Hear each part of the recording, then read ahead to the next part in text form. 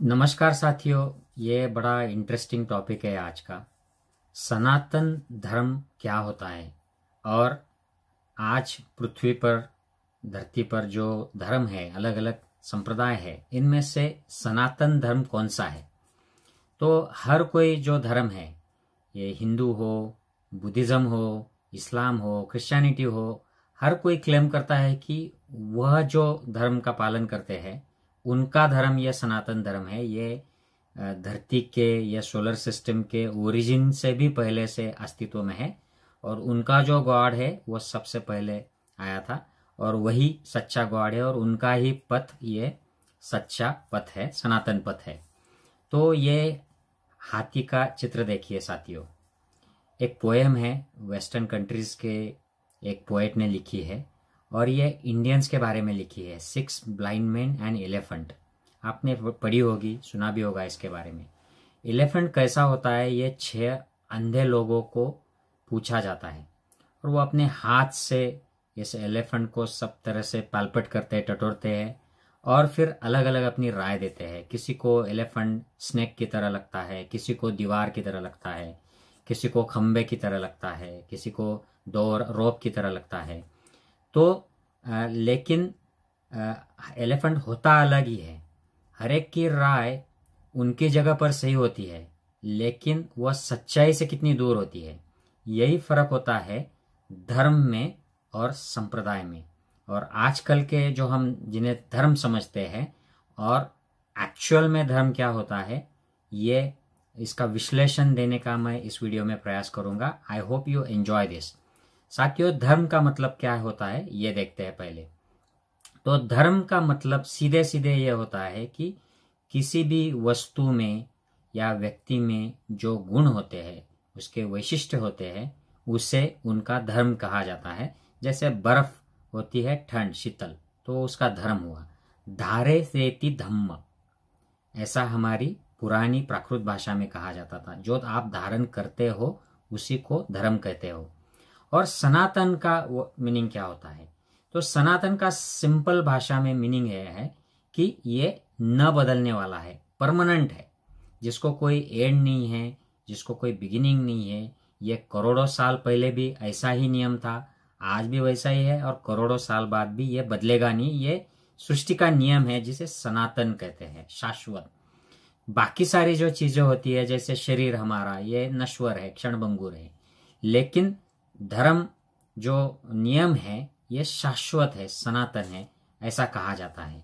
और भारत में ये सनातन धर्म के बारे में बहुत ज्यादा कंफ्यूजन बढ़ जाता है जब इतने सारे संप्रदाय है और सनातन धर्म नाम पर जो लोग अपने संप्रदाय में बंधे हुए हैं, ये लोग तो काफी कट्टरवादी है, ये वर्णवादी है, ये ब्राह्मणवादी है। सनातनी का मतलब ऐसे हो गया है जैसे ये कट्टरपंथी होते हैं, ये घृणा फैलाते हैं, द्वेष फैलाते हैं। ऐसे ब्राह्मणवादी लोगों के पंथ को सनातनी पंथ ऐसा एक हमें दिखाया जाता है, ऐसा हमें लगता है सोसाइटी में।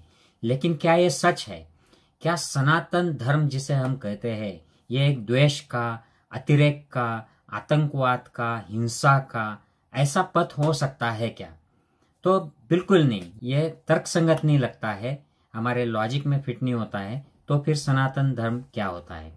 तो साथियों, आचार्य रजनीश ओशो जो हमारे देश के काफी फेमस एक स्पिरिचुअल पर्सन हो गए, उनके बारे में काफी पॉजिटिव और निगेटिव राय है। लेकिन उनके जो कुछ प्रवचन थे, उनके जो कुछ राइटिंग्स है जो आज भी उपलब्ध है, आप वेबसाइट पे जाके फ्रीली इनको you can listen to them, you can read the material. इन्होंने एस धम्मो सनातनो नाम की एक स्पीचेस की इनकी श्रृंखला है। इसमें काफी अच्छा विवरण दिया है कि ये सनातन धर्म क्या हुआ करता था, क्या होता है। उसके बारे में उन्होंने भगवान बुद्ध की ये जो धम्मपद में जो वचन है ये दिए है, न ही वेरेन वेरानी सम्मंतिध कुदाचन अवेरेन च सम्मंति एस धम्मो सनातनो। तो ये पाली प्राकृत भाषा में है। इसका मतलब यह है कि अगर आपको वैर शांत करना है तो वो वैर से शांत नहीं होता है, उसके लिए अवैर यानी मैत्री, करुणा, प्रेम, इससे वैर को शांत करना होता है। तो इसका ऊपरी ऊपरी बाहर का जो मीनिंग है ये तो समझ में आता है कि अगर आपको दुनिया में भाईचारा बनाना है, वैर खत्म करना है, नकारात्मकता खत्म करनी है, तो उसके लिए सकारात्मकता चाहिए। अगर आपको आग बुझानी है तो उसके ऊपर पानी डालना पड़ेगा। ये ऊपर की बात हो गई। लेकिन इसका जो डीप मीनिंग है कि आपको अगर आपके अंदर का भय, नकारात्मकता, राग, द्वेष, वासना, कामना, तृष्णा, ये सब मिटाने हैं, आपके ये अंदर के जो शत्रु है इनकी अगर हत्या करनी है, जिसे अरहंत कहते थे, सारे शत्रुओं की हत्या कर दी, अगर आपको ये अवस्था को पहुंचना है, आपको अगर आपके अंदर की तृष्णा को भग्न करना है, जिस अवस्था को भगवान कहते थे, तो कोई भी पुरुष महिला अगर उस तृष्णा से पीछा छुड़ा सकते हैं, उसको भग्न कर सकते हैं, तो वो भगवान हो जाते हैं।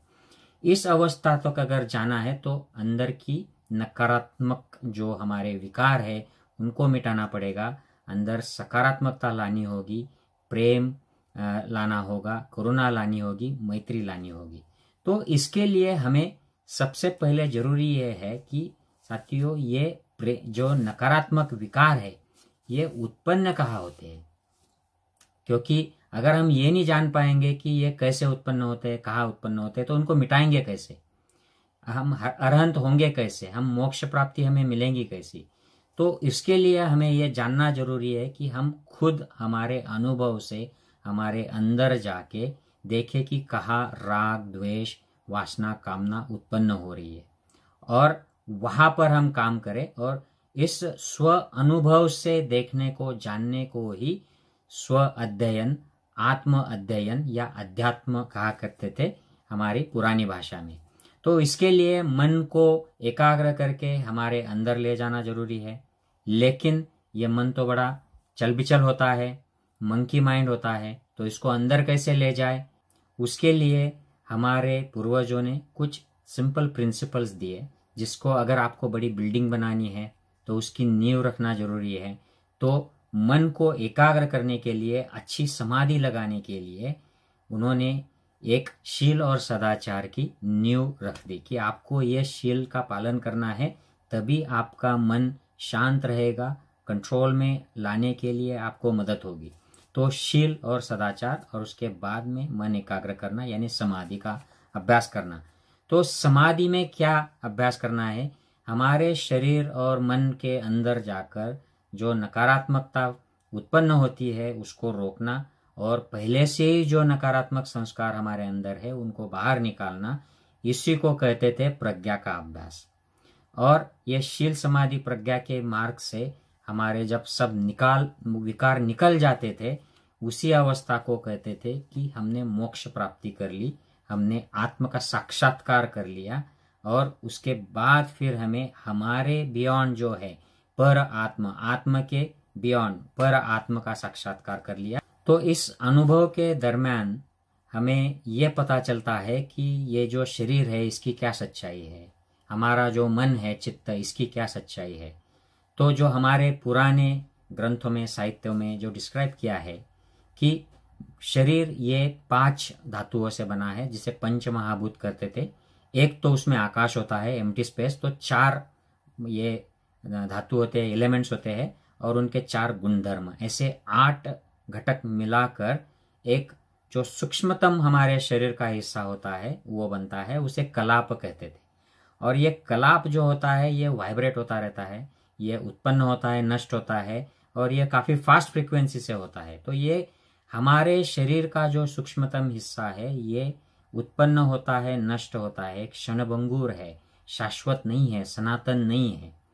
तो सनातन क्या है, शाश्वत क्या है, इसके अभ्यास के लिए हमें यह जरूरी होता है कि हम जो क्षणभंगुर है उसको अपने खुद के अनुभव से जान लें। जब ऐसी नकारात्मकता जिस मन से निकल जाती है वह निर्भय हो जाता है, जिसके मन में किसी के प्रति शत्रुता, कटुता या वैर नहीं रह जाता है, और मन के अंदर सारी सकारात्मकता भर जाती है, मैत्री भर जाती है। इसी अवस्था के प्राप्त करने के लिए ये सारा मार्ग हुआ करता था, जिसके लिए शील सदाचार की नींव रखी जाती थी, और समाधि लगाकर मन को एकाग्र कर कर शरीर और मन की गहराइयों में जाकर उनका जहाँ पर यूनियन होता है, संधि होती है, योग होता है, वहां पर जाकर स्व अनुभूति से अपने विकारों को बाहर निकालना होता है। इसी मार्ग को बुद्ध ने कहा है एस धम्मो सनातनो, और वो कहते हैं कि एतंग बुद्धान शासनं, मतलब एक बुद्ध नहीं, जो भी व्यक्ति बुद्ध हो जाएगा, अरहंत हो जाएगा, मुक्त हो जाएगा, वो आपको यही नियम बताएगा, यही मार्ग बताएगा जो सनातन है, जो बदलने वाला नहीं है। और यही एक मार्ग है कि आप आपके मन को निर्मल बनाएंगे, निर्भय बनाएंगे, और उसमें शुद्धता रहेगी, और ये प्योर माइंड आ जाएगा, और आप खुद अरहंत हो जाओगे, भगवान हो जाओगे, बुद्ध हो जाओगे। तो इसी को सनातन मार्ग कहते थे। तो साथियों, मैं आपसे एक सवाल पूछना चाहता हूँ, क्या आप खुद को कट्टर हिंदू, कट्टर बुद्धिस्ट या सनातनी हिंदू, सनातनी जैन ऐसा कुछ मानते हो? तो बी केयरफुल, क्योंकि सनातन जो मार्ग होता है यह धर्म का मार्ग होता है, और इससे कोई भी लेबल्स नहीं होते हैं। जैसे हिंदू, मुस्लिम, बुद्धिस्ट, क्रिश्चियन, ये लेबल की धर्म को जरूरत नहीं होती है, और धर्म हमेशा सनातनी होता है। और अगर आप शील सदाचार का पालन कर कर शरीर और मन में, उसके अंदर जाकर, गहराइयों में जाकर जहाँ विकार पैदा होते हैं, वहाँ पर सच्चाई का दर्शन नहीं कर रहे हो, अनुभव नहीं कर रहे हो, और मन को निर्मल नहीं बना रहे हो, तो आप धर्म के रास्ते पर नहीं चल रहे हो। चाहे आप खुद को कुछ भी पुकार ले, आप खुद को हिंदू कहे, ब्राह्मण कहे, मुस्लिम कहे, क्रिश्चियन कहे या बुद्धिस्ट कहे, उससे फर्क नहीं पड़ेगा साथियों। धर्म का मार्ग ये एक ही होता है, ये सनातन होता है, और बाकी सारे लेबल्स जो है ये तो सांसारिक बातें हैं। अगर आपको सही माने में धर्म का रास्ता अपनाना है, उस पर चलना है, तो आपको खुद को ही इस मार्ग पर चलना पड़ेगा, खुद को इस सच्चाई का अनुभव करना पड़ेगा, खुद को अपने विकार निकालने पड़ेंगे बाहर, और ये शुद्धता का, सत्यता का अनुभव करना होगा। यही सनातन मार्ग होता है। बाकी आप किसी गुरु के पास चले जाओ, मंदिर में चले जाओ, मस्जिद में चले जाओ, विहार में चले जाओ, वहां पर आप कोई भी प्रार्थना गा लो, चाहे वो बुद्ध की प्रार्थना हो या कोई पंचशील का गायन कर लो, इससे फर्क नहीं पड़ेगा। फर्क इस बात से पड़ेगा कि आप सही में शील का पालन कर रहे हो, मन शुद्ध कर रहे हो, और सच्चाई का अनुभव कर रहे हो या ना कर रहे हो। आई होप मैं इस वीडियो द्वारा आपको सनातन धर्म क्या होता है उसके बारे में कुछ हद तक जानकारी दे पाया हूँ। अगर आप सहमत हो इस बात से, तो अपने साथियों, दोस्तों और परिवार के लोगों को से भी शेयर कीजिए। जय हिंद साथियों।